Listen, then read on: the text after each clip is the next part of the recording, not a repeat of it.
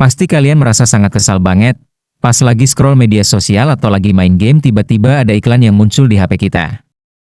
Gak usah khawatir teman-teman, di video ini saya mau kasih tahu teman-teman semua, bagaimana caranya menghentikan atau memblokir iklan yang sering muncul dan yang pasti sangat mengganggu tersebut. Mohon ditonton video ini sampai habis agar kalian gak gagal paham. Untuk langkah pertama kita masuk saja ke Google Chrome. Kemudian kita ketuk titik 3 di pojok kanan atas. Lalu kita pilih menu setelan. Lalu kita gulir saja ke bawah, kita cari saya menu setelan situs.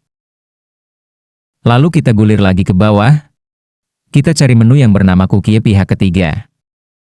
Nah di bagian cookie pihak ketiga ini kita pilih yang bagian bawah teman-teman, yang blokir cookie pihak ketiga. Kemudian kita kembali, lalu kita masuk pop-up dan pengalihan. Nah di bagian ini kita pilih yang bawah saja teman-teman. Lalu kita kembali lagi, kemudian kita masuk ke menu iklan yang mengganggu teman-teman. Untuk bagian iklan mengganggu ini kita pilih juga yang bagian bawah teman-teman. Untuk langkah selanjutnya, kita masuk ke menu pengaturan teman-teman. Lalu kita masuk ke menu koneksi, kemudian kita pilih pengaturan koneksi lainnya.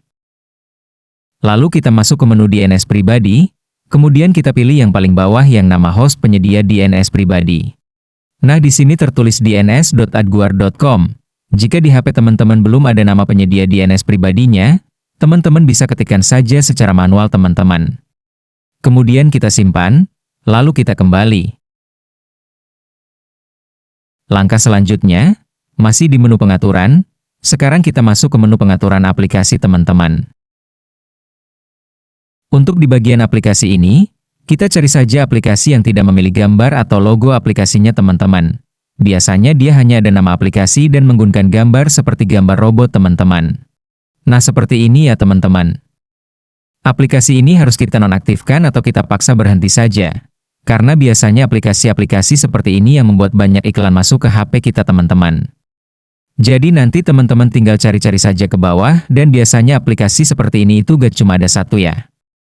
Jadi tinggal kita cari lalu paksa berhenti atau dinonaktifkan saja.